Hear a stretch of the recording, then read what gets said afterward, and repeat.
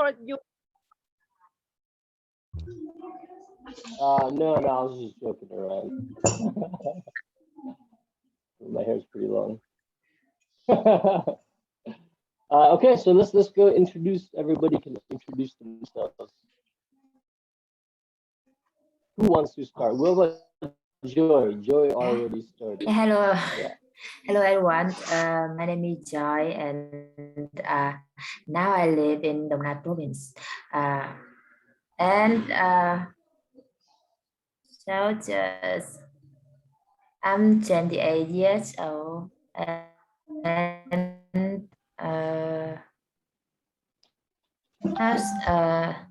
now I'm an employee. I just stay home and learn English and finding new job. Very cool. Yes, Very cool. Awesome.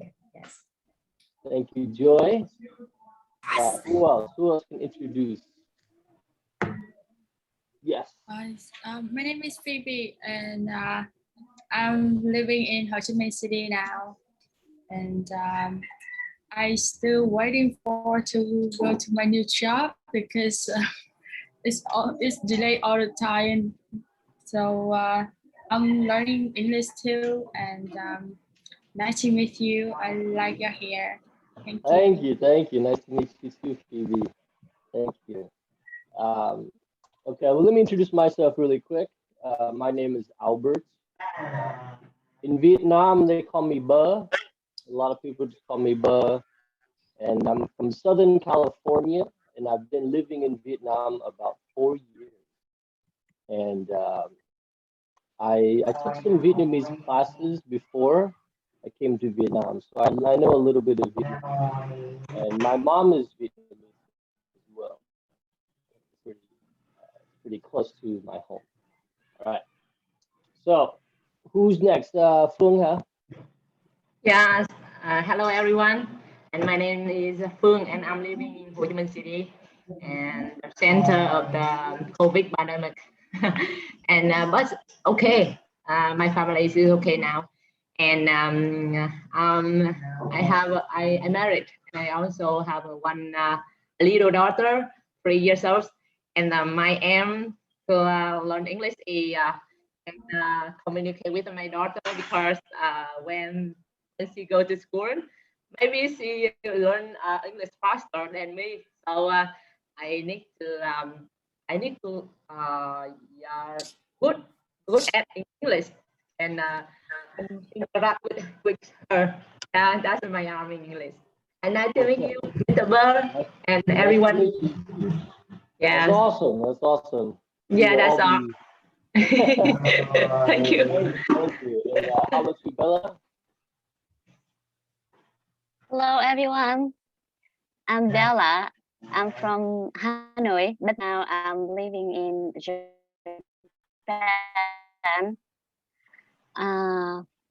I like to talk to people, so I also want to improve my English speaking skill. Nice to meet you all. Actually, I know a little bit about Albert, but because I'm using Hello Talk, and I think I read some of your post. Maybe I also commented on the post, but I'm not sure. That's very cool. Yeah. Hello Yeah. Talk. Hello Talk. If anybody doesn't know, Hello Talk is an app that you can choose a language, and it'll put you in kind of like a social media platform just for that language. So you can learn English, foreigners can learn Vietnamese, or you can choose many languages. And it's kind of a social media for the language you want to learn, and it's kind of fun. Very cool, Bella. What about you, Tuấn? Me? Yeah, sorry. Oh, yes. Hi, everyone. Hi, Teacher Messi. Hi, Miss Angela. And hi, Albert. I'm Will. I used to a student in level 2 education. So now I'm living in Ho Chi Minh City. and do some freelance job. Yeah. And Will? yes. Yeah, So you call like me Will, Will. that's cool. Okay, Yes. Will, cool. Will the freelancer. Very Yes. cool, man. And then we got Đỉnh. I cannot hear you, Teacher Messi. I cannot hear you. Messi? Ah. Ow. Can you hear? Can you speak? Who? You call Miss? Okay, well, let's move on. What about Who next? Louis? Good morning, man. Can you introduce yourself? A little short introduction.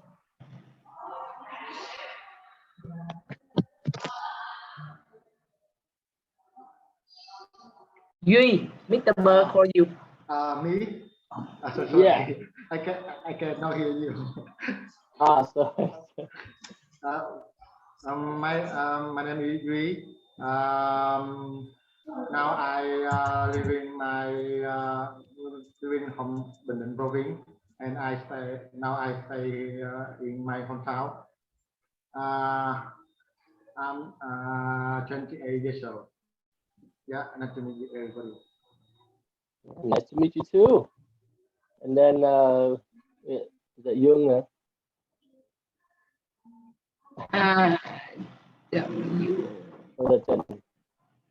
Trần Dương, Mr. Bơ call you. How are you doing, man? But I think it's muted. Yeah, Someone, he looks like he's muted. Maybe he doesn't know. Hello. Hello, Bơ. Hello, good morning. Where are you now? I'm in Ho Chi Minh. Ho Chi Minh, really? Lockdown city. Good luck for all. I think it's okay. It's okay. Can you introduce yourself really quick? Yes, I'm in Ho Chi Minh State too. Your name and something about you. So my name is Dương. I am a civil engineer. Ooh. Very cool. But now I unemployment. Okay, yeah, okay. Many people. Okay. Cool. All right, let's finish these introductions really quick. We have Kit, On, and Uzi. I don't know if they're on or not. Because I joined late, so I miss I don't know what have you talk before? We haven't talked about anything yet. We're just introducing ourselves. It recently just started, so you didn't miss anything. You're still okay. Yes, I thank you. And yeah. And I met you twice or third in Ho Chi Minh City with Messi. That must have been a long Messi. time ago. Okay, I knew Tal before she had the name Messi, so I'm actually not familiar with the name Messi. So that's quite funny. Okay, so let me give you a little bit more information about me. So I came to Vietnam kind of just to travel. But then after 1 year, I started helping students with English, and I was teaching English at an English center in District 3 for about 1 year. So it was like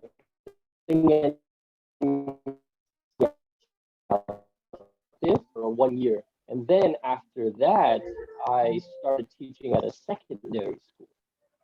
So I had like 400 students in like 10 different classes. Each class had about 42 students. They were all sixth graders, like 12 years old, learning English. And interestingly enough, some of them were very good in English. Some of them are like native level. I was actually quite surprised. So it was fun. So I taught 1 year secondary school, and then after that, I've just been doing private teaching. I am the private teacher of MC Bình, and I teach some private lessons and start helping students with IELTS. So if you have any questions, I can teach conversation, grammar, pronunciation, and anything with IELTS. I do love teaching IELTS. So if you guys have any, Really? I do. I like it because even as a native speaker, IELTS is not easy. So I like that. So now you teach in IELTS class? Well, yeah. So I'm not really teaching. I'm kind of helping students learn it. I'm not really officially teaching. Oh, that's great. So how do you feel when you compare the IELTS to the native speaker, native language that you use? It's different Very different. So that's a good question. How is academic English different than native level English? And so here's an interesting story. In America, we learn English all through school, from elementary school, high school, even in the university, we keep learning English. But as soon as we finish the university, the English goes down. But it's not because we're not learning it. Is Americans like to make English down, to make it more fun. Because English for Americans isn't academic. There's nothing about school after university. There's no necessary English requirements. So they just do things for fun. They'll say English wrong just to be funny. So when we're talking like native level, they enjoy to say things for fun. It's not about academic anymore. And in my opinion, the further away from the university years, the lower their English is. So like if they're in a university, their English is probably still very high, but the farther away, if they're 30 or 40, English tends to go a little bit down. But just for fun, and a little fun fact.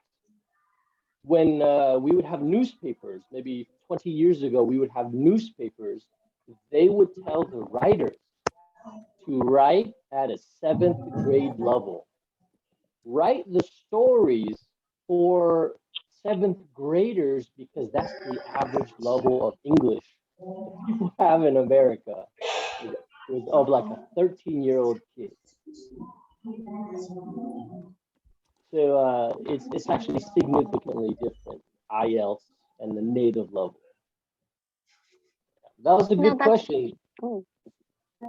I know that in the US, you have a TOEFL certificate. So are there any differences between those two type of test? I don't know. I'm unfamiliar with the TOEFL because in America, I've never heard about any of these certificates. I've never heard about any of it until I came to Vietnam and I heard a lot about IELTS and I kept hearing about IELTS. So I learned a lot about IELTS, but I still don't really know about TOEFL. The only time I heard about it was with a Korean friend at an English club. He was asking why so many Vietnamese cared about IELTS and not about the TOEFL. And he was saying in Korea, they care more about the TOEFL. So I don't know. I'm sorry. But I do know a lot more about the IELTS. So I want to ask you guys some questions. When you're learning English, what do you feel is the difficult part? And when you answer that, I have a better way of helping you.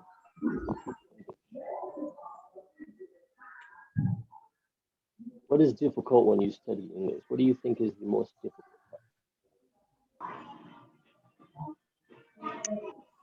Yeah, grammar, conversation, pronunciation, or you just don't have ideas? I think it is vocabulary and pronunciation. Okay. Okay, good. So we got vocabulary and pronunciation, right? Okay, we know pronunciation is difficult. All right, we know this. The question is, how do we improve pronunciation? Easy way. Who has an idea? Let's practice more. Practice more. How do you practice? What would be the best way to practice in your opinion? Imitate the native speaker. Okay. Any other opinions? From my experience, I have been studying English for quite a long time, but I think that my vocabulary is pretty good, but my pronunciation is not good at all. Was not good at all. Yeah, back then. Now it's a little bit better. But even I went to English center where there was a native speaker, but they didn't tell me how to pronounce correctly, even basic sounds. So I don't know how to produce the correct sounds until I read the instruction in a book, like how I need to push my tongue, or how I have to like blow the air out.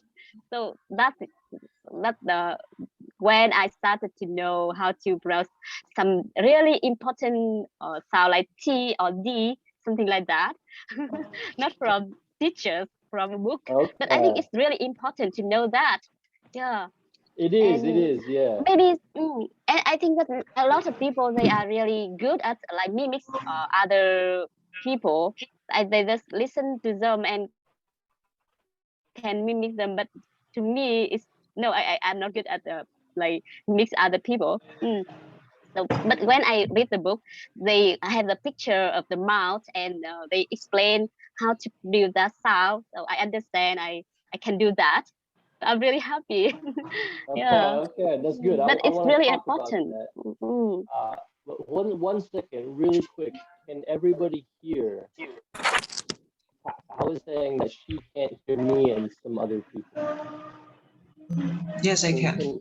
Everyone can hear? Yeah, I can hear you. Okay. So sometimes have an interruption. Sometimes. Okay. Yeah. Cool.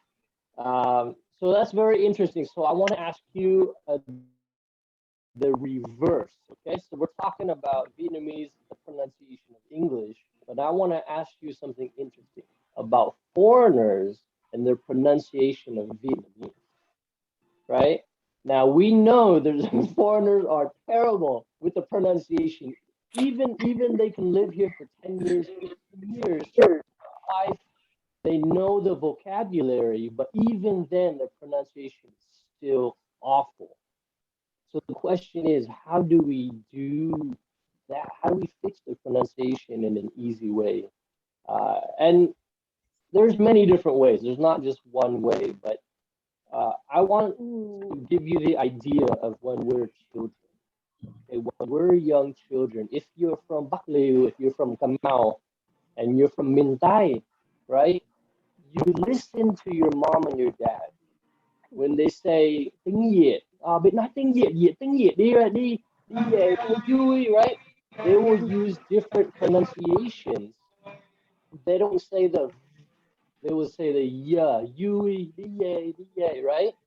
So the children will listen and they will adapt that pronunciation without even studying. It's the same thing in Hanoi. They'll say mấy giờ, right? And they'll say this. And so all different parts of Vietnam, all different parts of the world, the pronunciation first comes from listening. That's the core of children's mind when they learn their first pronunciation is from listening. So when I learned that, I found the problem. But foreigners are coming to Vietnam, they're learning the vocabulary, they're speaking, but they're not listening enough. And that's my opinion of the problem is that foreigners want to speak, but they don't just sit down with Vietnamese people listening to a full Vietnamese conversation. So that's why, in my opinion, their Vietnamese is not really strong in the pronunciation. So what I recommend is really listening to a lot of English. And I mean, like listening, not just speaking. Speaking, of course, is important, but just the same as children, listen, and put it into your mind how it sounds, the correct sound, not really correct, but the one that you want. Then your mouth will change after your mind changes. That's my opinion about pronunciation. And that's how I learned Vietnamese, man. I didn't learn from the book. I learned from sitting outside every day with Vietnamese friends, and they're all speaking Vietnamese. I had to, all right, every day. And then if I say something wrong, they will laugh and they will correct me, and then I will practice it. And then I'll ask them to say it 2 or 3 more times, and I will practice it. Yeah, totally agree with you because I can speak English right now because after quite a long time, at least 6 months to practice the listening, I listen to audios and then type it down. Yeah. So after about maybe 6 months, I can I realize that my speaking skill, my listening, improves so much. I can understand a foreigner when they speak English.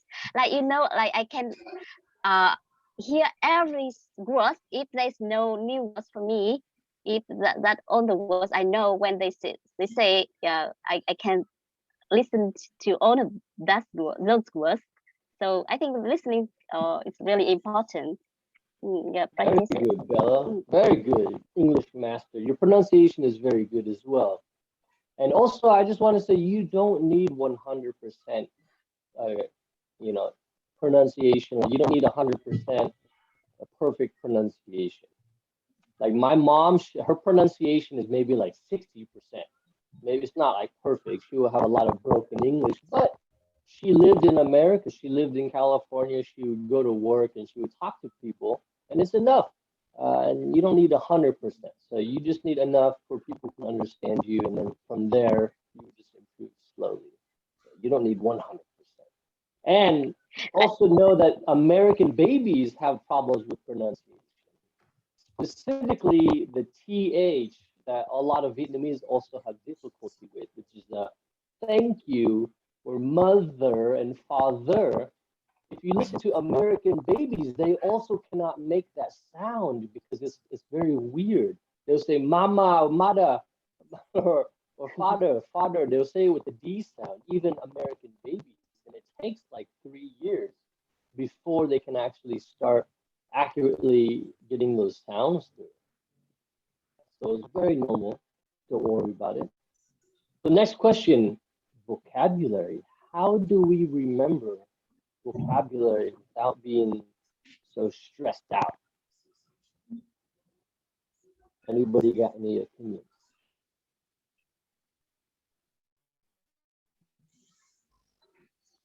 I have ideas about how the brain remember something.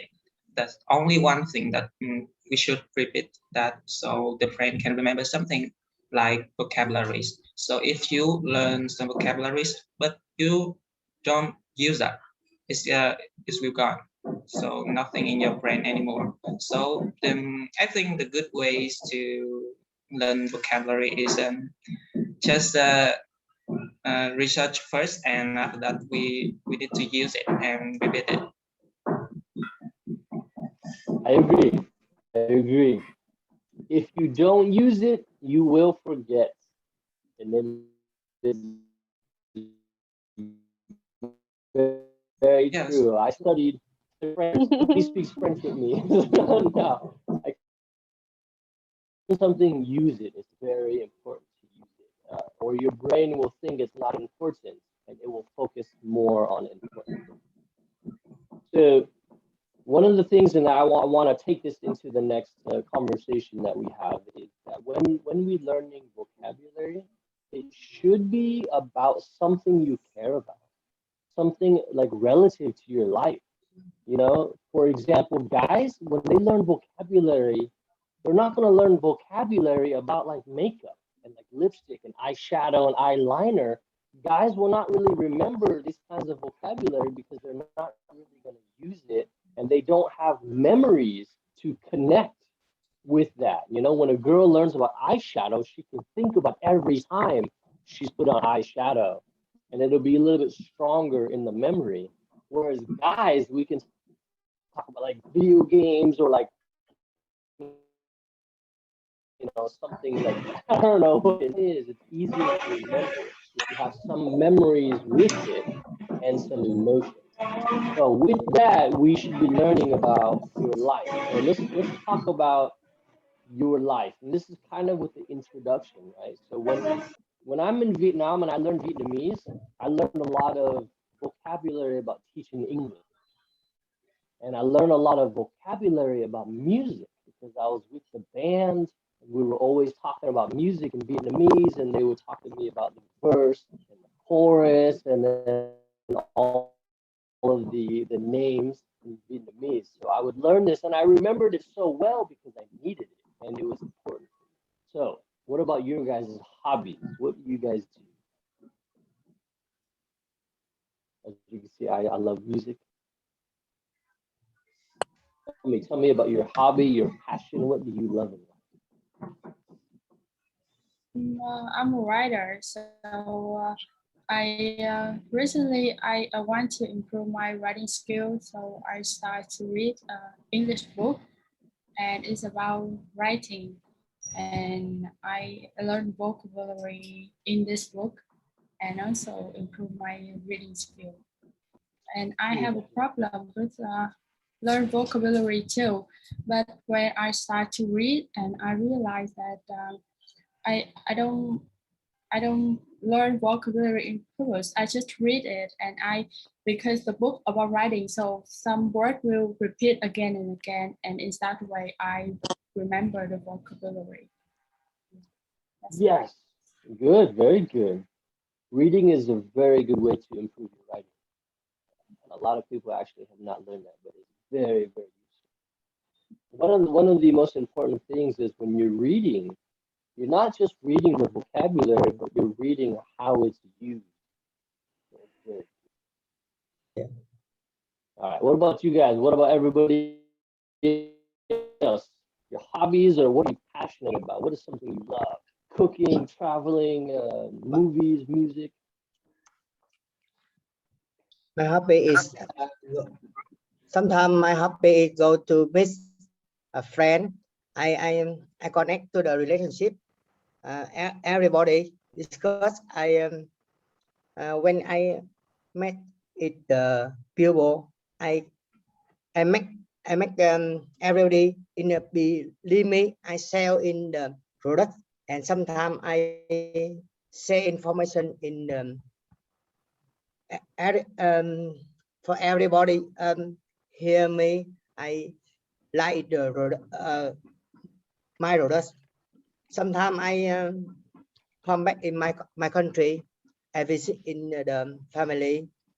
Then I drink coffee. I drink beer. I'm together. Yeah. All right. Very good, very good. Okay, so you're a salesman, right? You're a salesman, and you go meet your friends and you sell your product. Very cool, very cool. So one thing I want to say really quick is you said go back to your country, but when you say go back to your country, is like đi về nước, but you want to say something like go back to your countryside, go back to your countryside. Countryside, yeah. Yeah, which is kind of like your hometown, right? Yeah. Đi về quê, right? Very good, man. We got a salesman there. Good job. Yeah, I know. Yeah, because I work in tiếng Anh. insurance. Nói chuyện sẽ nói Ooh, insurance Yeah. salesman. Okay, now do you sell health insurance, business insurance? What kind of insurance do you sell? Yeah, daily work. The first I sell the products in the insurance, but now I play money for the customer because it's simple. When you go to the road, the accident, the car is the accident. They call me, then I stay in the employee, go to in the road. I just take a picture, then go to the garage, and I repair for the car. Sometimes they don't repair your car. I pay the money for them. Okay. Ooh, car insurance. Okay, so when there's an accident, you will go there. You will take pictures to prove what happened, and then if they cannot pay, or if the insurance will cover, your company will pay for the repairs. Okay, very cool, very cool. Car insurance. All right. So here's a good example, right? So I could actually talk to Tin about vocabulary about insurance.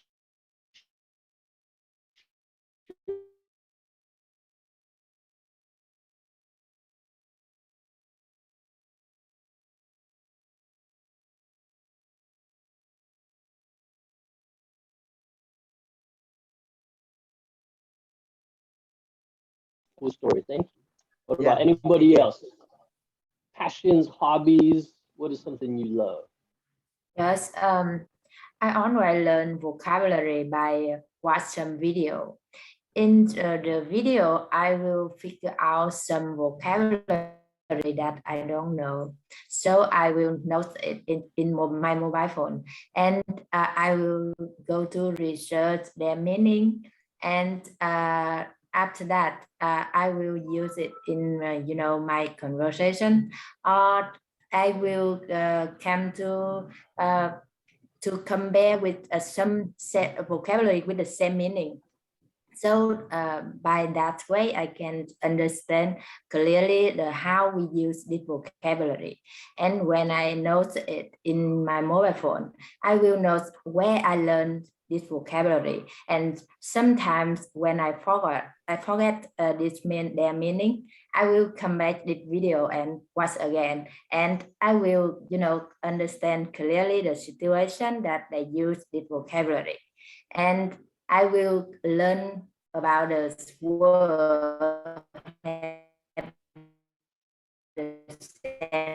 meaning.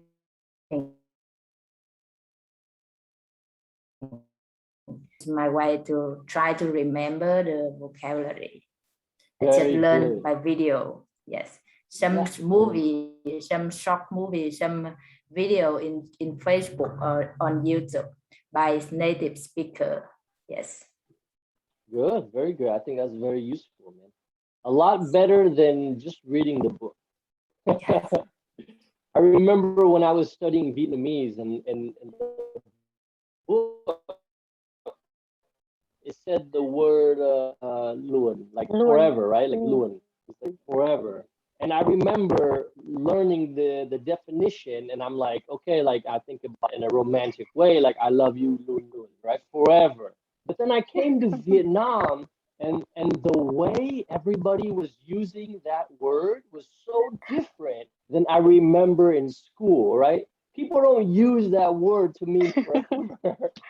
Yeah. Because like one of the first things somebody asked me when I was new to Vietnam is, oh, Vietnam luôn hả? And I'm like, is he asking me if I'm gonna be here forever? So the thing is, what you learn in the book is so different from how people actually use language. So then I learned like Loon has like a different idea, right? Like, đi về luôn, okay, or like, right? It's this is more of a certainty rather than it meaning forever. So I agree, Joy. Using it based on how you hear it and how people use it is way better. Way better. The book is so bad. Yes. One more interesting thing I want to teach you about American English is tone. So English is not really a tonal language, but your tone can change the meaning and how people feel. So like, for example, like I hear a lot of people saying, hey, where are you from? Or like, hey, why did you come to Vietnam?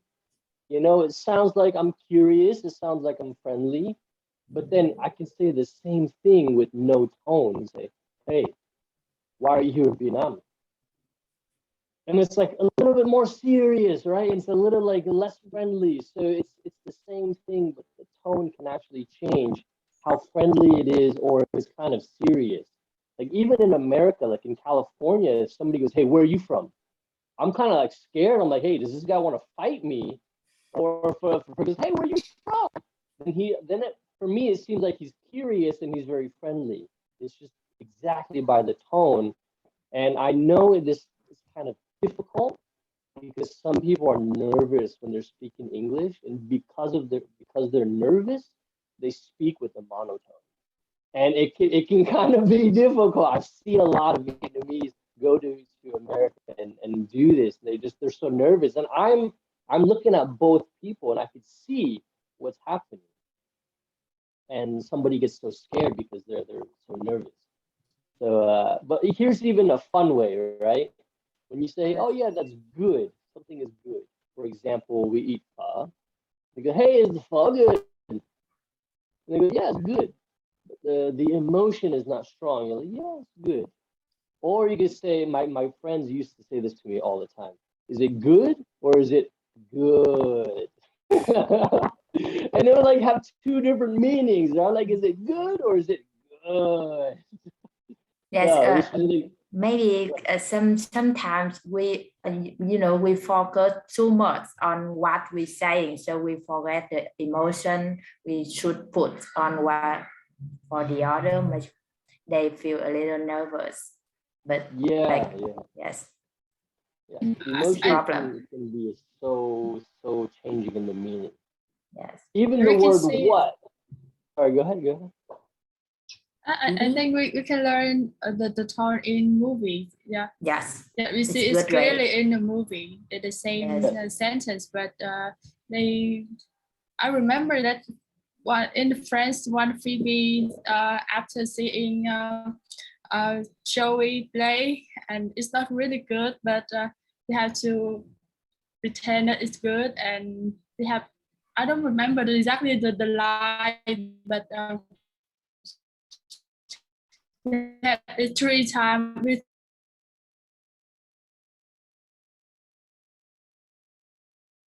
I love the art from this sitcom. It's very good. They're amazing. Yes. Because you can also hear a lot of the pronunciation, and when you learn vocabulary, you can see how they're using it. Yes. And one of my favorite is Joey when he says.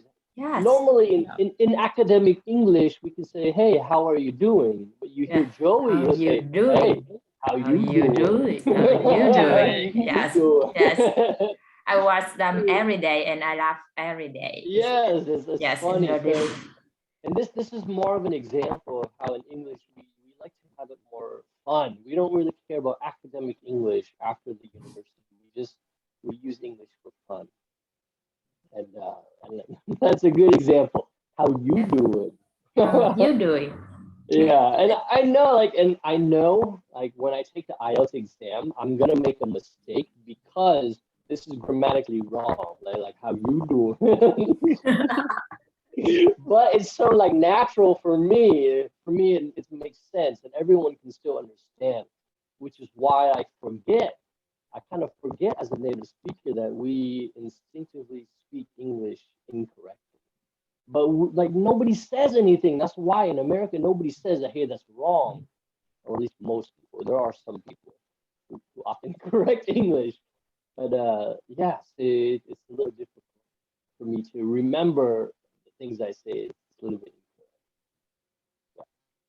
That was a pretty good example. Another one is the word what, right? So the word what has so many different tones and so many different reactions. So if you're like surprised, you're like, what? Or you're like angry, what? Right? Or if you're like happy surprised, what? There's so many different ways, and it's one of my favorites is like the African Americans. They have such emotion with their voice that it makes it so fun to talk with them. You're like, what? And then the way they talk is just so fun, right? And the thing is, you will never learn this in a book. A book cannot teach that. It cannot teach you those tones. So it really is important to really watch movies, watch TV shows, or go have conversations in English clubs with foreigners. Like, what? Okay. So what else? Talk to me about your passion. What are some hobbies that you guys have? Something you love to do besides watching movies, Jin and his car insurance. For me, is guitar, movies, video games. I actually love teaching English as well. What else? Something you guys like? What about you, Louis? You're still muted. I can't. He moved it. So muted, yeah. anyone can unmute him. We ask the host. Yes, only the host can help him to unmute. Oh, really? Yes. Yeah. Yes. I give you all the permission. Sorry, Mr. Gui. Maybe he doesn't know he's muted. Yes. We have to use body language. I can hear.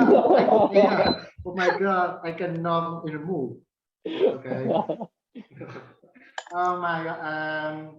My hobby is traveling, reading book, and sometimes listening music.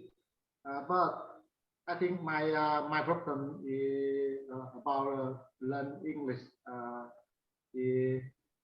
I think I learn how to learn English wrong because I just reading book and forgot your name in my book. I don't feel emotion for fun with English. Yeah, I feel so bored. Now when I feel so bored, I don't like. You know, when you don't like, you don't read. I agree. Emotion you the first for learn everything. Yeah, I agree. And this isn't just for English. This is also for many things. And I see this a lot with the piano, with the children who learn the piano when they're children, and their parents make them study the piano, right? Like the keyboard. Like when they have to study the keyboard, right? They're not playing in a band. They're not having fun playing music. They have to remember all of the scales. They have to remember, and they don't like it. I see a lot of children, they don't like it. Because the human is very like funny, very like happy, you know. Yeah, don't like it, don't like. Yeah, so it works the same. Yeah, a lot of students when they're studying in school, it's not fun. I'll give you another example. It's not just Vietnam, and it's not just English. I had a friend study in the university. He learned Japanese for 4 years. All 4 years in the university, he was studying Japanese. And me and all of my friends, we love Japan and we love Japanese culture. Me too. Right. I learned Japanese already. Good. See, that's amazing. Yeah, because I feel so amazing for Japanese. You know, amazing. It is amazing. Yes. Yeah, very amazing. Yes. So my friend. 4 years he studied Japanese, and then I said, hey guys, let's go to Japan. Let's just go to Japan, right? So me and 5 of my friends all went to Japan. It's the first time we traveled, the first time we ever left America. We went to Japan, and we went to a restaurant, and we told our friend, hey, you studied 4 years of Japanese, you order the food for us in Japanese. and he picks up the menu, and he starts saying sumimasen. He was so slow that the waitress, she just walked away.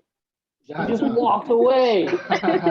and we were all laughing at him. We're like, hey, 4 years of Japanese and you can't even order at a restaurant. 4 years of university education to learn Japanese, and he still couldn't have a conversation in Japan. So in that same trip, one of my friends met a girl, a Japanese girl, and they started talking every day, and then they became like a couple. And then my friend went back, we all went back home to California, and he went back to Japan by himself for 3 months because he wanted to be with his new girlfriend in Japan. And he picked up Japanese faster in those 3 months than my friend in 4 years. You tell me, really. The motivation. When you have a girlfriend, you learn very fast, you know? Yes. So my point is, it's not just English and it's not just Vietnam. It's just the method of learning. That's where the problem is. It's the method in a school, through a book. That is the difficult way. So even any language in any country, they still have these same problems. So the solution seems obvious, is to really just immerse yourself into the way you would use it, right? If you're going to use English in conversation, that's how you should be learning.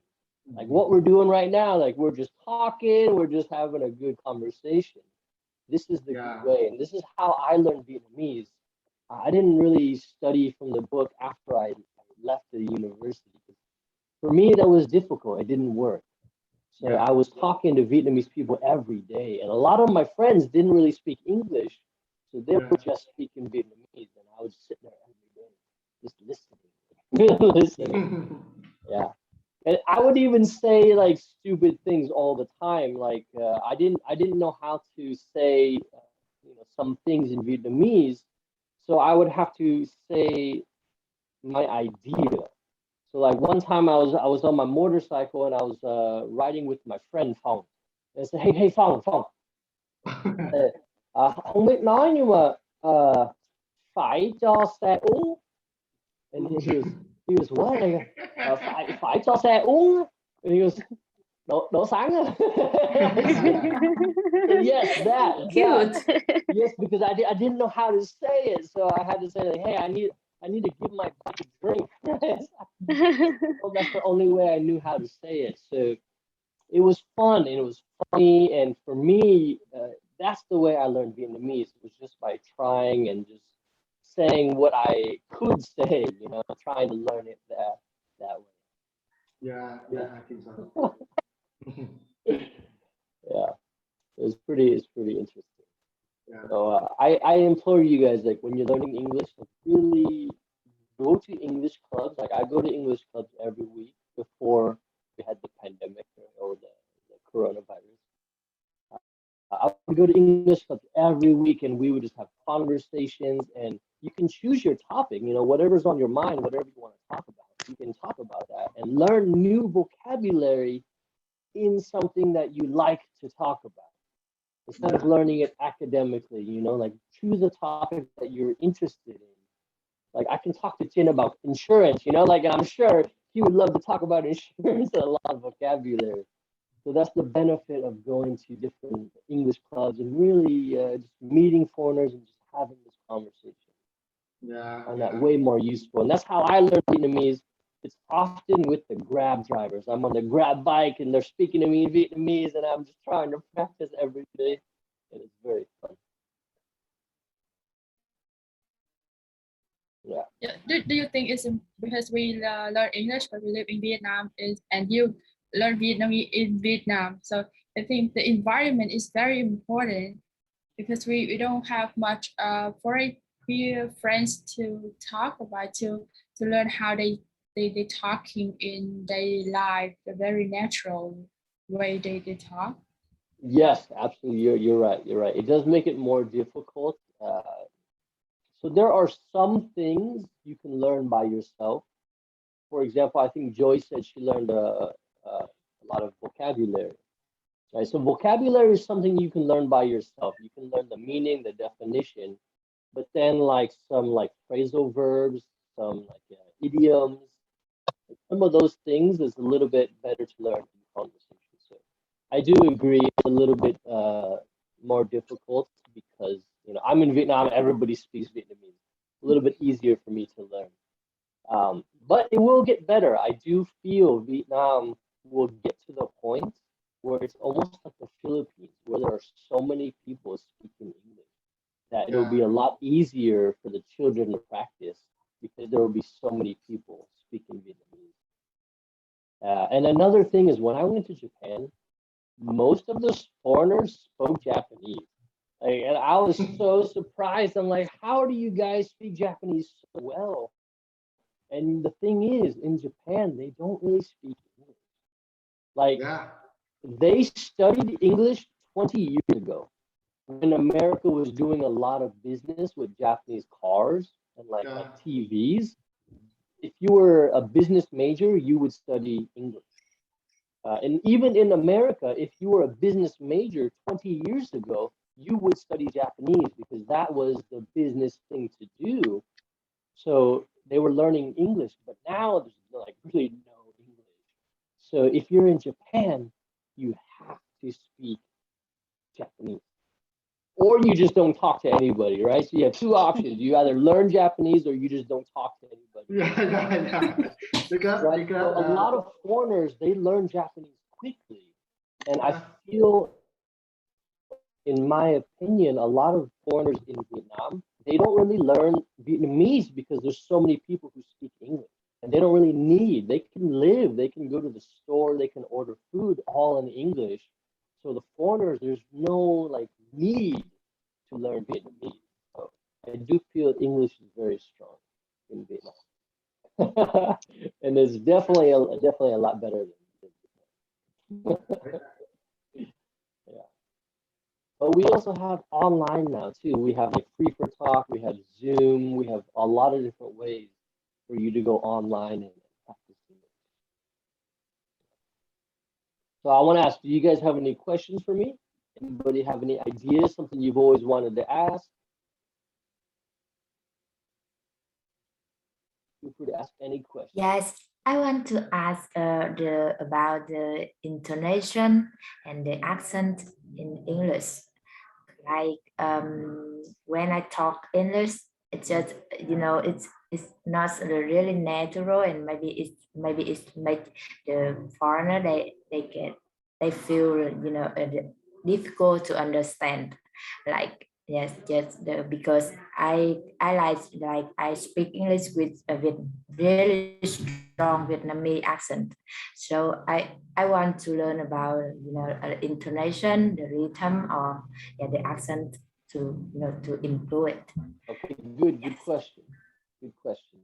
So in my opinion, you don't want to fix everything. It's too much and it's so difficult to fix everything. So what I recommend is only fixing exactly the words that the foreigners have difficulty understanding. Right? Only fixing those because it's too much to fix everything to make it perfect. So for example, like I know a lot of foreigners, they have trouble saying the ng sound, right? Like being low or ngao, right? A lot of foreigners have trouble saying that. So what I would recommend, I'll give you a better example. French people, they have no H sound, right? They cannot say H anything with the H sound, they would just cut it out and they would just say the word without the H. So if you ever hear, and I think this is also why Vietnamese, when they say hello, hello, hello, right? There's no H, because I think, I'm not sure, I think it's from French, because when French, they say hello, hello, hello, how are you, right? And I used to live with a French girl in District 3, and she said, tomorrow I will go to Hanoi. She said Hanoi. And I know she meant Hanoi, you know, and most of the time you can still understand perfectly what she's saying, because you know, it's hello or it's hello. It sounds so similar. So in my opinion, don't need to change that. Do not need to change hello, how are you doing? I will go to Hanoi, right? It's totally okay. But there was one time she said, you know, I ate cats. I said, wait, what? She goes, I ate cats. I said, wait, you ate the cats? And she goes, no, I don't like cats. Hate. Yes, so Hate this is, yes, so she meant to say hate, but she said ate, right? So in those examples where she says hello, she says Hanoi, or she says how are you, I can understand 100%. In my opinion, she doesn't need to change that. But when she says ate, I think, in my opinion, she needs to remember that it's going to sound wrong when she says hate. She should know it's going to sound like hate. So you have two options. You can really work on the pronunciation or just change the word. So instead of saying hate, you say I don't like. So there's two different ways, and I'll actually do that in Vietnamese. If I'm saying something wrong, instead of trying to fix it, because it's so difficult to fix it, I'll actually just completely say it in a different way. And then maybe I'll work on it later when I'm by myself and I'm not embarrassed to say something wrong with the Vietnamese people. So yeah, for me, I'll say it in a different way first. But to answer your question, I would only fix exactly the words that people have trouble understanding. And I'll give you the biggest example for me in Vietnamese. It's the district Bến Thành, right? I cannot pronounce that correctly. I cannot pronounce the difference between Bến Thành Market and Bến Thành district, right? So these, yes, so these, yeah, I have difficulty saying. So I already know when I have a conversation with like the Grab driver, I would have to add in the word like quen Bến Thành. Then he'll even though I'm saying it wrong, he'll understand I mean district, and he'll understand a little bit better. Or I'll say Bến Thành, right? So he'll know I'm meaning a market.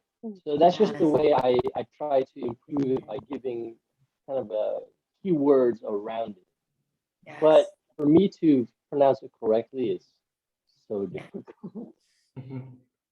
So I would have two methods. One is just to kind of go around it and kind of, what's really important is that you just get the person to understand what you do, right? And then the second would be to actually work on the pronunciation so much that you get it correct. But that's very difficult, and I like to keep it. Yeah. The Bến Thành man has gotten me in so much trouble. Bến Thành and Bình Thạnh. Yes, there's like 4 of them, right? There's like 2 different Bến Thành districts. I don't know. It's very confusing. Bến Thành, Bình Thạnh. Yes, yeah. They're the same, yes. Yeah, so for me it's very good. Even after 4 years, that's probably the one I have the most difficult. Well, good question.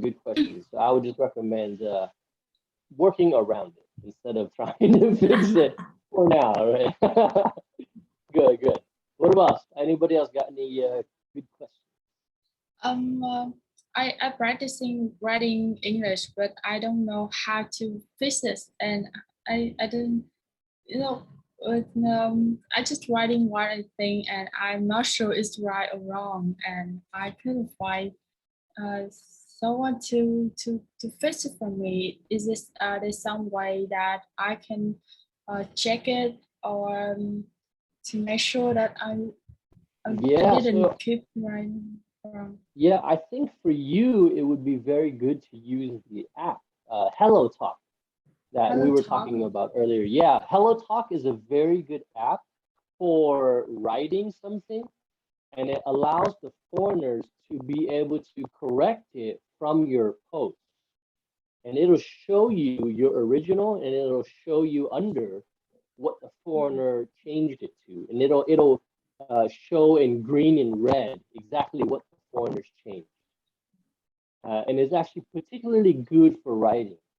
And I use that app a lot, and I'll just go on there when I have like 5 minutes, and people would just post something, and then foreigners can just go there and correct it. And it's free. It doesn't cost any money. Yeah, Hello Talk is a very good app. My second recommendation would be something called proofreading, and I'll type that down for you. We call proofreading. Hello Talk, right? Hello Talk. Yeah, Hello Talk. It's particularly good for writing and reading. I don't think it's really that good for listening and speaking, but I like it. It's free, and it's it could be useful. So proofreading is also something Americans do. So even as American writers, we make mistakes because when we're writing, we don't know we made a mistake. Sometimes we're writing something so long and we just keep going. So we often have to have a proofreader, which means that we give it to our friend. Hey, can you proofread this for me and check for any mistakes and errors? And sometimes we have to have 2 different proofreaders. So even as native speakers, we often would give it to somebody to check. So I would recommend finding some friend that can proofread your writing, which would be awesome. I would even be happy doing that if you just send your writings and just I can check it, and it's really cool. I would prefer it on Hello Talk though, because it makes it easier for me to show the correction. And it makes it in green and red, so it's very easy to see. And it's very cool. I think that's very cool. You're a writer as well. I think that's very cool. I love writing as well. I write stories and I write songs in Vietnamese and in English. Sorry, English and in Vietnamese. Are you writing songs? Yeah, I try to write songs. Usually I just write music. I don't usually write words, because I don't sing. I'm not a singer. But sometimes I will write words to give to a singer so they can sing. Nice. I remember the I think a poem on Hello Talk. Of some poems. Yes. I wrote a poem, yes, in Vietnamese. Yeah. Even Vietnamese, they wrote poems in Vietnamese, and a lot of Vietnamese people cannot write a poem. Yeah. Really so, interesting. Yeah, because in Vietnamese, they taught me it's called a tu lấy, right? Tu lấy. Yeah. Yeah. So I actually learned a lot about tu lấy in Vietnamese, which is kind of a little bit complicated. So a lot of the students, they didn't even know a lot of the meanings. I thought it was amazing, like rung rin or lung rin, re rao and si sao. I thought that was very cool. So yeah, that's very cool, Phoebe. I like that you're a writer, and that's pretty awesome. Keep writing and get Hello Talk and post your writings on there, and people will fix it quite often. But don't write too long. Just like short spaces. Yeah, One not by too one. long, not too long. When you I post cannot too write long, I too think long. people are lazy to read. True. Can be as an example. Yeah. Thank you. So another thing I wanted to talk about is actually something very cool. So this is a little bit about IELTS, but I don't want to talk too much about the IELTS. But I learned a lot of Vietnamese people were learning idioms, right? And I didn't understand why people were learning idioms, and I honestly didn't really like it. it was a little bit weird for me. And then I learned the IELTS criteria. Like the IELTS were grading people on idiomatic phrases, right? And I learned, like, a lot of students were studying idioms for the IELTS. And then I learned, it said, like, idiomatic phrases. Like, what is that? I didn't even know what that was. So I Googled it. Now, idiomatic phrases is 3 different things, right? Idioms is one of them, right? Idiomatic phrases, there's idioms, collocations, and phrasal verbs, right? So in my opinion, as a native speaker, idioms is like the weakest one. It's the one that people should not be learning. In my opinion, phrasal verbs is the most useful one to learn. The second one would be collocations. So before we talk about collocations, I want to talk about phrasal verbs because I use this so often, and to me, I didn't even know they were phrasal verbs. I just use it so naturally. So I'll give you an example.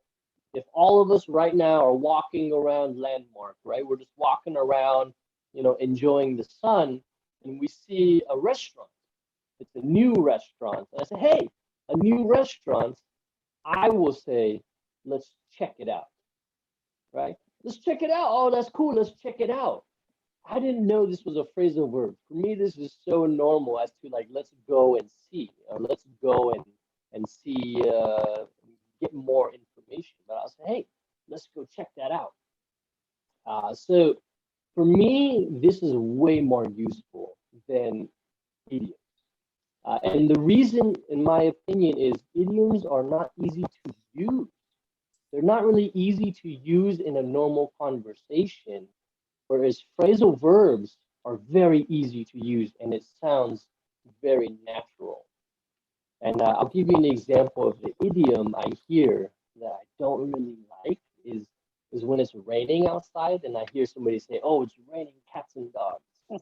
I'm like, so like that idiom is used when it's like crazy rain. I mean, like it's crazy windy and it's raining and like things are falling, like the tree is falling down, like leaves are falling and stuff is flying. Then you would say it's raining cats and dogs, like everything is just falling. But it's not just like a normal rainy day in Saigon. We don't use that. So that's just an example of why like idioms I don't think are as useful. So phrasal verbs are very, very useful. And then collocations are cool too. So let's have a quick conversation about collocations. Does anybody know what those are? Collocations.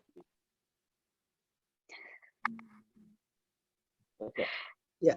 So it's just essentially collocations are just words that are like often together, like words that are almost like a couple. Like they're always dating and you always see them together.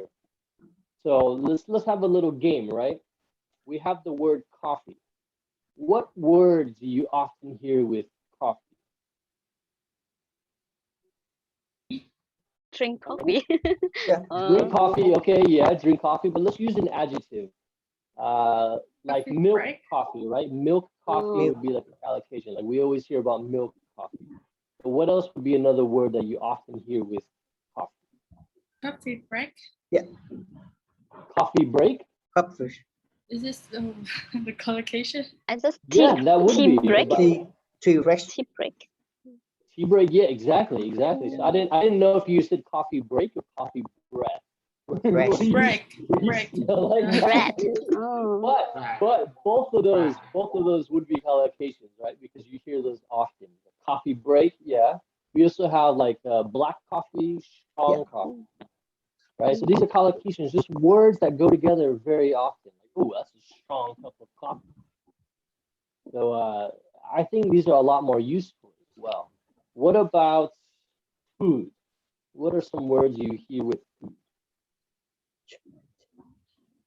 Food. Yeah. We have a nutrition meal. Okay, yeah, nutritious food, good. We have a healthy food. Yeah. Healthy food. Junk food. Junk food, there you go, exactly. Junk food, right? So these would be collocations, just words that you hear very often together, you know, like they're a couple, like they're dating so often. Okay. So in my opinion, those are very useful. If you really want to study really native level, collocations and phrasal verbs. And I teach a lot of phrasal verbs because it's very fun. And for me, it's very natural. And if you use phrasal verbs, it's like, okay, you're pretty cool. You're pretty cool. Okay. What about one more? Sorry, go ahead. How different from between three of them? To me, it's kind of similar. Yeah. Say that again. How do you? How different between three of them? The phrasal verb, collocation, and idiom. Because to me, it sounds the same. It's just a group of words that we usually use in together. Okay. Yeah. So like, the idiom would be like something that you hear, but it has like a hidden meaning.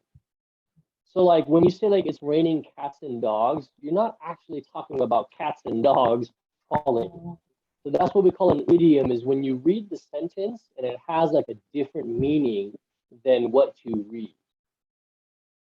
Yeah, so that's what we use as an idiom. Let me see, give me 1 second. Let me see if I have a list so I can give you some examples.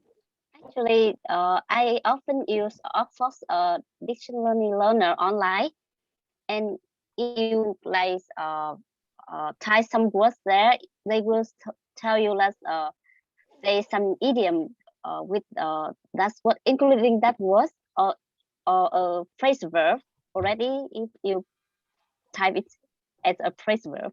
Yeah, I think Oxford's dictionary is really useful. You also can learn how to pronounce like they have a English pronunciation and American pronunciation there. Yeah. Dictionaries are very good. Yeah, I check it quite often.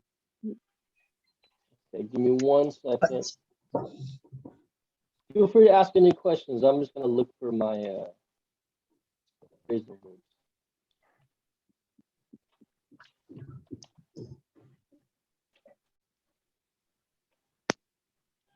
Does anybody have any questions in the meanwhile?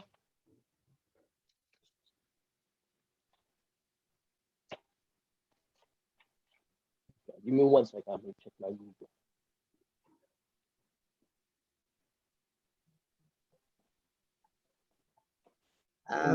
So fun.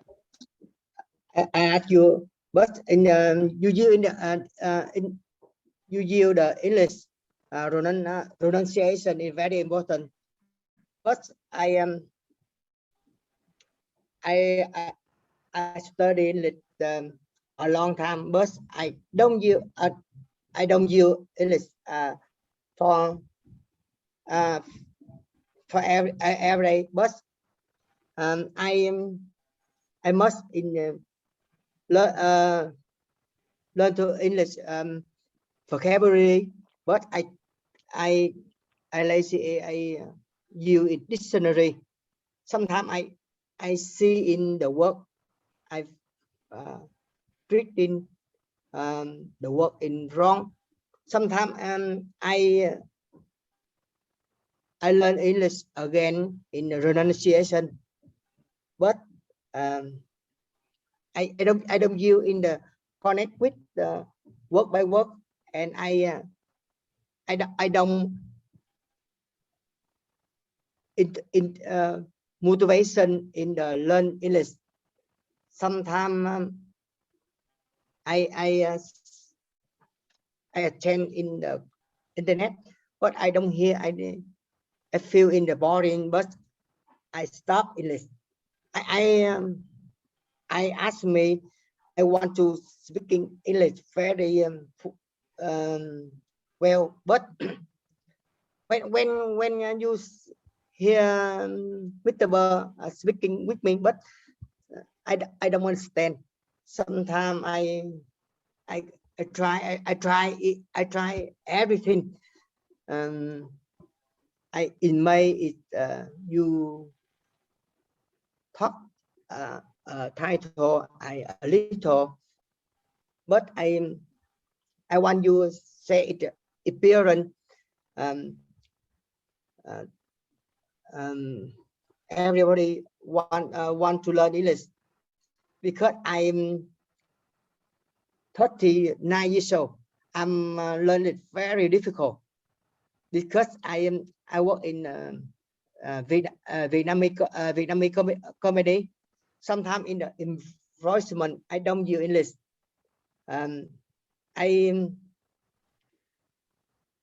I talk about myself. I don't use English. I forgot every word. I want you say it better to learn English.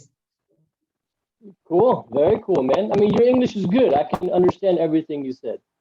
So what I would recommend for you, and actually for everybody, is have fun. Have fun. Forget about the academic stuff.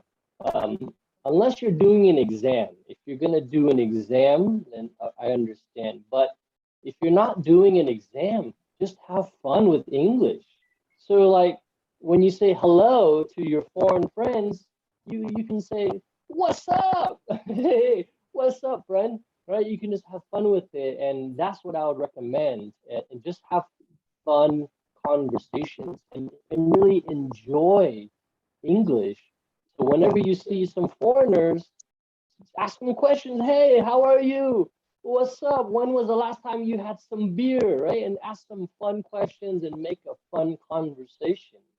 And then you will feel better about English. And then, in my opinion, you'll be more excited and more motivated. And don't think about the grammar. Don't think about the pronunciation, mistakes. Just smile, have a good, fun conversation. And I think that's my opinion, man. And you'll really learn a lot better, in my opinion. I think that's a good way. And it's the same for music. Music is the same. I see a lot of teachers when they teach music, you got like these books, all right? You got to learn do, re, mi, fa, sol, la, right? And you got to remember. And I see the students are not having fun. But when I teach music, I'm like, hey, let's just make the song. Let's have fun and make a song. And even though I don't really know, like, I don't care. Let's just have fun making a song. And the students love that so much more than like studying and remembering. So I think the same in English. Like, forget about the grammar, forget about pronunciation. Just ask questions, right? Have fun. Right?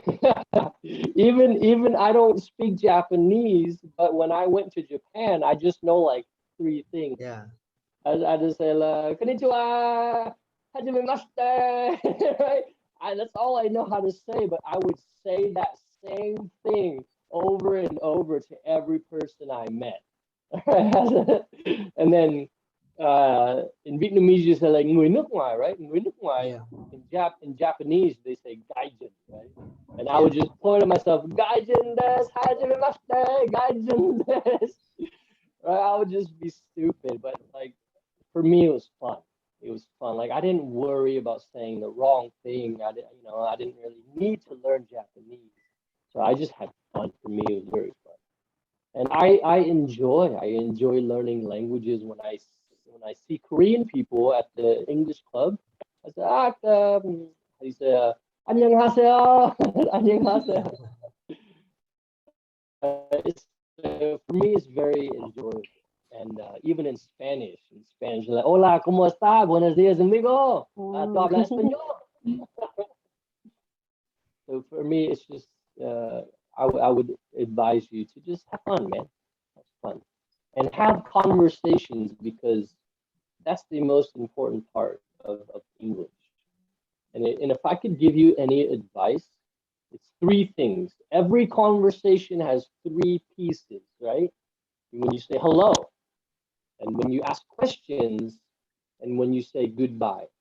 Right? This is every conversation. Every conversation is hello, some questions, it could be big or it could be one question and then it's goodbye. So I would focus on these three things. And let's actually practice this right now, really quick. So what are different ways to say hello? What are some different ways? Morning. Good morning. Yes, good morning. Yes. How's it going? How's it Say, how are going? you? Good. How are you? How are you? Yes. How are you? Good. What's What's up, up? man? All right, that's my favorite one. That's my favorite. What's up? What's up? What's up? What's up? Yes. So What's okay. news? What's new? Exactly. Right. So this is different ways you can start the conversation. What's new? What's up? How's it going? How are What are you you? doing, man? Yeah. What are you doing? Right. So that's kind of a combination between the greeting and a question. So after you say hello, what's up? Then you ask questions, right? Then you talk about, hey, how are you doing? What are you doing? Do you have plans today? Or whatever you ask. So many different questions. The question is the most important part, right? And then after the questions is goodbye. So in my opinion, and from my experience, a lot of Vietnamese don't know how to say goodbye. Yeah. And even my mom never said goodbye. It was kind of weird. Like she would call me, right? My mom would call me and I'll say, hey, what's up, mom? And she goes, do you want bánh cuốn? Okay, yeah, that's cool. Bánh cuốn số đồ ăn. Okay, cool, yeah, cool. And then she would just hang up the phone. And I would hear the click and I say, so when? Hello? And she would just hang up the phone. She wouldn't say bye or anything. And I noticed this a lot in Vietnam. A lot of people don't really know how to say goodbye. So let me ask you guys, what is a good way to end the conversation and to say goodbye? I'll give you one clue. It's the same you would do in Vietnamese. The same way you say goodbye in Vietnamese is the same way you do it in English. You just need to know how to translate. See you. Later. Yeah, see you. Yeah. See So ya. okay. Yeah. So the thing is, you don't want to do it too quick, right? So it's kind of weird. So for example, okay, guys, see you later. Right? It's too quick. It's kind of weird. So the thing is, we call that a closing. We close the conversation, but there should be a pre-closing. There should be something you say before you close, which is to give them the idea that you're going to. I have to leave now. I have Yes, something to exactly. do. Like, hey, I gotta go now. Or you can just say, hey, okay, it's been really nice talking with you guys. I really enjoyed the conversation. Then you're kind of like giving them the idea that you're gonna go. This is actually very important, and a lot of people don't learn. And I think this is very important, is the pre-closing. And one thing is, I don't like that when people say I have to go, because most of the time they don't actually have to go. They just want to go, right? So I try to tell my students, don't say I have to go, because sometimes they will see you later, like in 5 minutes or 10 minutes, and they will see you not leaving. And it's kind of awkward, right? Because, hey, you said you had to go, but you didn't go anywhere. You're still here. Like, you lied to me, right? Right? So it can be weird. So I recommend really practicing, just saying, hey, I'm going to go. Instead of saying I have to go, just, hey, I'm gonna go. I'm gonna go. I'm gonna go. Yeah, it's a lot better, because then there's no promise. When you say I have to go, it's kind of like you saying, hey, I don't want to go, but I have to. Right? Okay, so pre-closing in Vietnamese, how would you say it in Vietnamese? You say like vui vui được vui được gặp rất mọi vui. người. Yeah, rất vui, right? Rất vui đi ăn mỗi người. And then you say là đi về trước nha, right? I'm gonna go home first. Đi về trước nha, right? And then you do the closing. Okay, gặp lại nha, or lần sau nha. Yes, sir. Right, so something like that. So it's kind of, even in Vietnamese, it's 3 parts. I always hear people say đi về trước. That's the thing I hear almost every time. Đi về trước nha. Right, okay, bye bye. Or they'll say it in English. Okay, bye bye, right? But you don't just get up and say bye bye. That would be weird, right? That would be weird. So you got to do a pre-closing. Okay, so it's very, very proper to do a pre-closing, and then kind of just like, hey, it was very nice to talk with you. Had a very good conversation, but I'm gonna get going, or I'm gonna start going now. I really enjoyed, and hopefully we can talk again sometime. Okay, and I'll see you later, and have a good day. Right, so that's a good closing, and then you're like, okay, bye-bye. That was a nice conversation, right? So that was part 3, closing a conversation. So this is for you, Chin, right? 3 things: the hello, the questions, and the goodbye. Right. But the most important, even the hello and the goodbye is not too important. The questions. The questions is the most important part of any conversation, of any language. What kind of questions do you ask? It can make the conversation fun. It can make the conversation very serious. You know, like when a lot of people, the students, they go to the foreigners. Where are you from? How long have you been in Vietnam? What food do you eat? Right? It's a little serious, right? It's a little serious. But you can ask like a fun question, like if you had, I'll ask you guys a fun question, example, right? Let's say a rich guy, somebody super rich like Chúng, mình, or somebody comes in this Zoom meeting and he says, I will give every one of you 10 billion Vietnam dong tomorrow. What would you do? 10 billion Vietnam dong right into your bank account tomorrow. What would be the first thing you do in the morning when you wake up? After I have 10 billion Vietnam. If he gave it to you, if he gave you 10 billion Vietnam dong, what would you do? What should we use this money? Yeah, but I want to talk about details. I want like what exactly would you do? What time would you wake up? What food would you have in the morning? Like where would you go? Like I want to know exactly what you would do. I will check my bank account. No, exactly, right? See if the money already came. Check the bank account. Make sure it's real. Okay. Yes. Good. I think the first of all is we react with a surprise and happy what, like you say.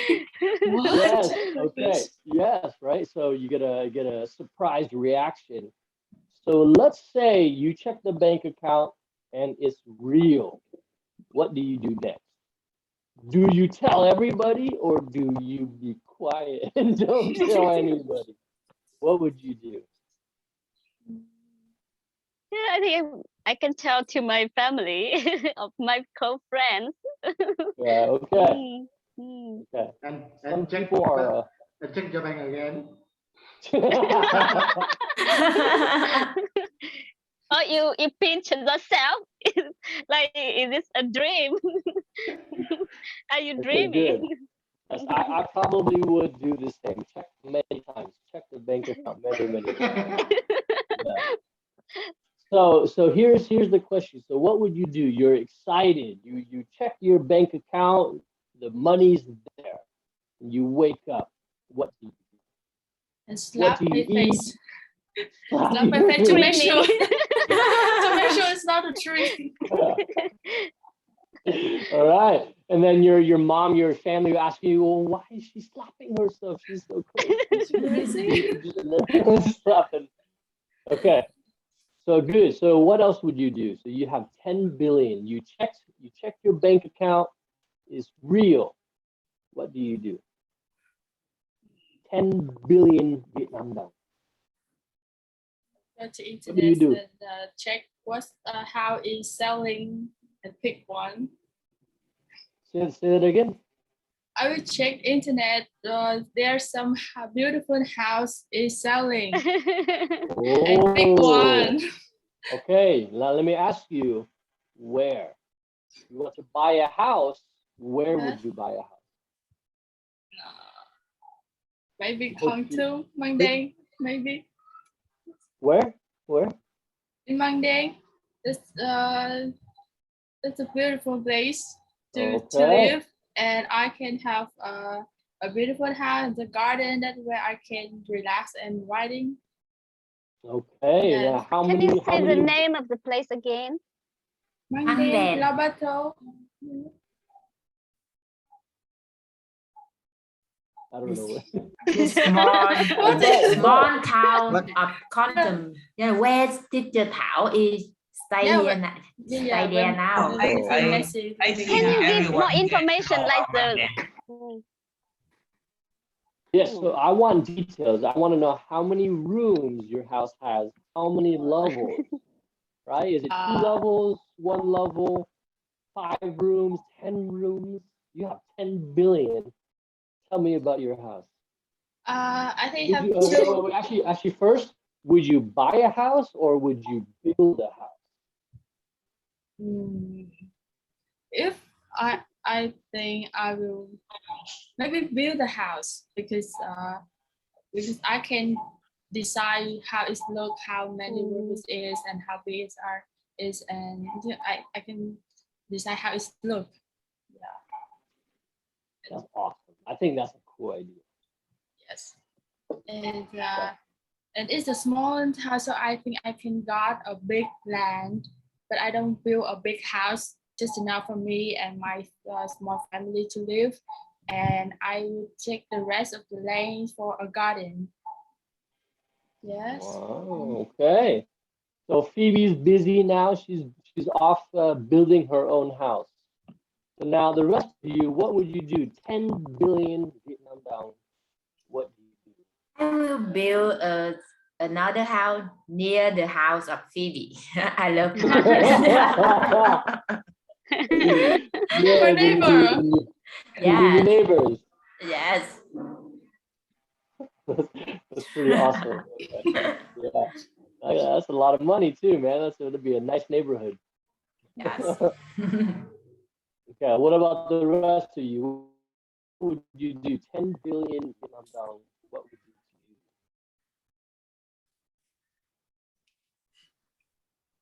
do? Actually, I have never thought that I have that's a lot of money, and also have never thought of like really have a require to my own house at the moment. So maybe I need to make a plan to use that money. I have an offer for you. I have an offer for you. You can send your money to me. I will use for you. No, I'm happy that I have that money. I just need time to think of what I will use that money. Yeah. There's so many things you can do. You can start a business. You know, if you like some kind of restaurant or hotel. You can go travel. You can 10 billion. You can do so much. Yeah, because that money already in my bank account, so it doesn't go anywhere. So I'm have time. Let me ask you, Bella. Do you right now you don't have a job, right? Or do you have a job? At the moment, I don't have a job. I got a job, but I didn't go to work yet. Okay. What about Tin? Yes. So if you have 10 billion Vietnam dong, would you keep your job? Would you quit your job? Good question. If I have a 10 million Vietnam dong, the first 10 billion. 10 million Vietnam dong. The first I buy a house in the near sea. Then Sometimes I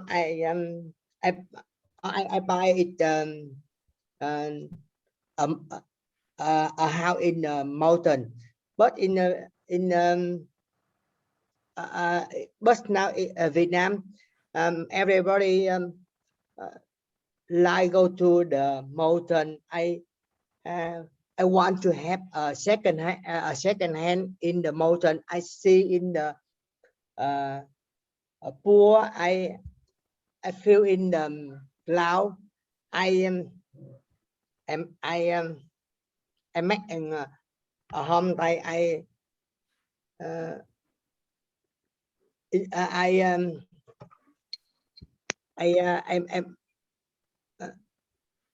I want to everybody make a farmer. I've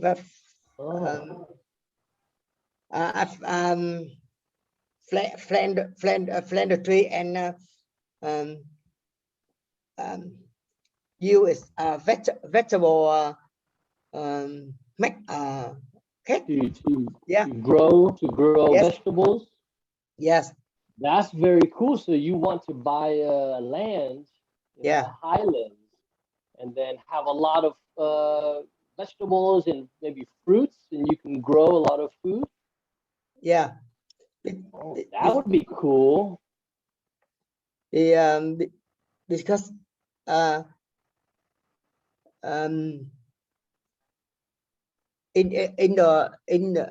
if I live in the I live in the city, you feel air in the pollution. They want go to they want go to a mountain. I feel it fresh air and relax everything. But when they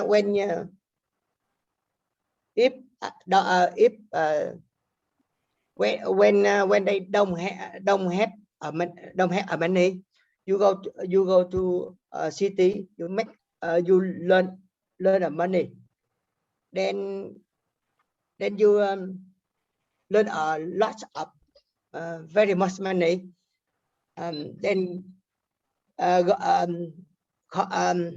come back in the countryside, or sometimes it's Lâm Đồng province at a high mountain. They feel it relax it a little like air. I like that. Okay, Yeah. so you're saying go to the city, make some money, and then take that money, go back to the countryside and live peaceful and have fresh air. Yeah. Okay, very cool. Very cool. All right, man. I like that. That's a very very good dream. What about Will or Yui? 10 billion Vietnam dong. What are you gonna do tomorrow? Do you quit your job? Do you change your life? What do you do with your life? Yeah, I'm here. That is an amazing question. I have a lot of ideas. Okay, I think the first, in the same period, I checked my bank. Yeah. The second, I want to eat the real, not real. I want to spend. I want to transfer a little bit money for other people and check again real or not real. Because I don't want it. I not real. Yeah. Okay. When I clear in the real, yeah,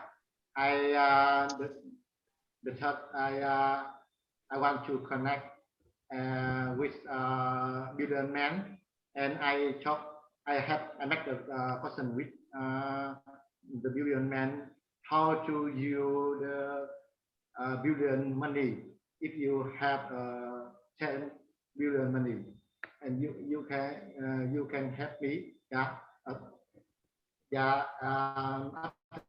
yeah. I think I learned a little bit for how to use the money, my money, because when you have a little money, you use the with different with when you have a lot of money, very different. Yeah, you can say with billion man, how do you use it, and when you have a lot of money.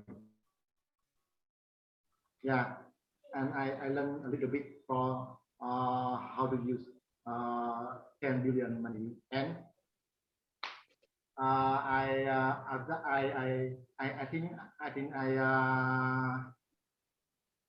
think I become to investor and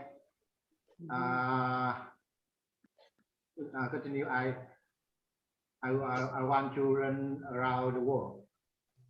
All right. So Yeah. we're gonna reinvest his money and travel. Yeah, and travel and finish. I think when I